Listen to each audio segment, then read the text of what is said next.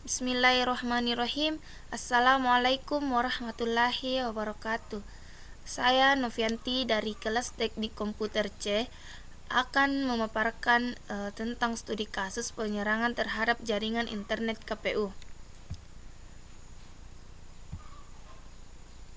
Pokok pembahasan yang akan saya bahas kali ini ada 4. Yang pertama, kasus penyerangan terhadap jaringan internet KPU.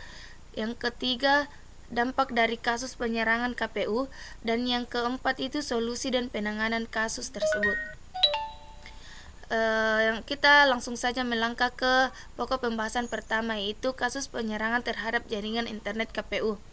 Jaringan internet dari Pusat Tabulasi Nasional Komisi Pemilihan Umum sempat down atau terganggu beberapa kali. Kepolisian untuk mengatasi hal tersebut, cybercrime kepolisian juga sudah membantu domain kerjasamanya antara kata Ketua Tim Teknologi Informasi KPU Husni Fahmi di kantor KPU Jalan Imam Bonjol Menteng, Jakarta Pusat 15 April 2009. Menurut Hasni, tim kepolisian pun sudah mendatangi Pusat Tabulasi Nasional KPU di Hotel Borobudur, Jakarta Pusat. Mereka akan menghasut adanya dugaan kriminal dalam kasus kejahatan dunia maya dengan cara meretas. Kasus ini memiliki modus untuk mengacaukan proses pemilihan suara di KPK.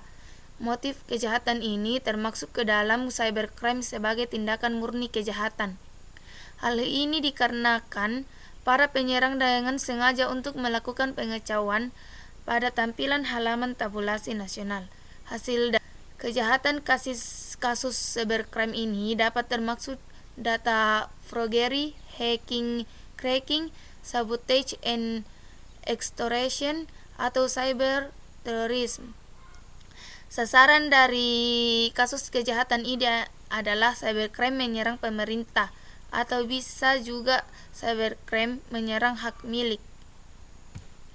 Kita lanjut ke pokok pembahasan kedua, yaitu analisa penyerangan terhadap jaringan internet KPU. Kasus ini pernah terjadi pada tahun 2004 dan terulang kembali pada tahun 2009. Kasus penyerangan terhadap jaringan internet KPU ini memiliki modus untuk mengacaukan proses pemilihan suara di KPK. Motif dari kejahatan ini juga termaksud ke dalam cybercrime sebagai murni tindak kejahatan karena dengan sengaja mengacaukan tampilan halaman tabulasi dan mengacak-acak isi berita di KPU.go.id. Berdasarkan sasaran kasus ini termaksud ke dalam cybercrime menyerang pemerintah atau against government. Cybercrime against government dilakukan dengan tujuan khusus penyerangan terhadap pemerintah. Kegiatan tersebut, misalnya cyberteroris sebagai tindakan yang mengancam pemerintah, termasuk juga cracking ke situs resmi pemerintah atau situs militer.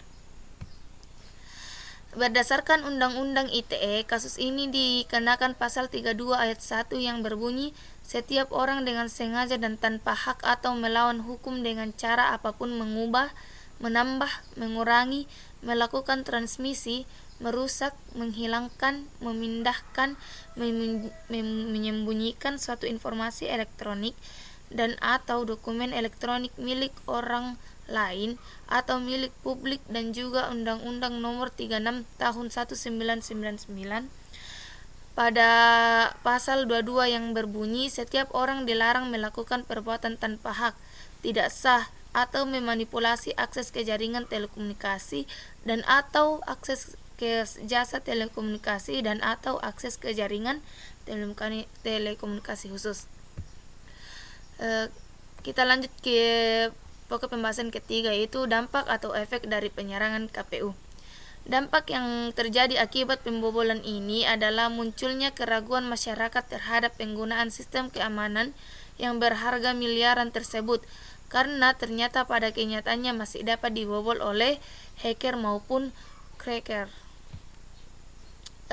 Solusi atau penanganan, yang pertama kriptografi. Seni menyandikan data yang dikirimkan disandikan terlebih dahulu sebelum dikirim melalui internet.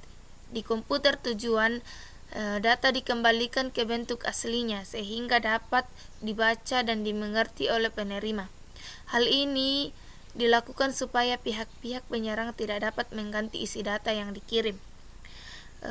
Yang kedua, internet firewall. Untuk mencegah akses dari pihak luar ke sistem internet, firewall dapat bekerja dengan dua cara, yaitu menggunakan filter dan proxy. Firewall filter menyaring komunikasi agar terjadi seperlunya saja. Hanya aplikasi tertentu saja yang bisa lewat dan hanya komputer dengan identitas tertentu saja yang bisa berhubungan. Firewall proxy berarti mengizinkan pemakaian dalam untuk mengakses internet seluas-luasnya, tetapi dari luar hanya dapat mengakses satu komputer tentu saja. Dan yang ketiga, menutup service yang tidak digunakan. Yang keempat, adanya sistem pemantau serangan yang digunakan untuk mengetahui adanya tamu atau seseorang yang tidak diundang, atau adanya serangan atau attack.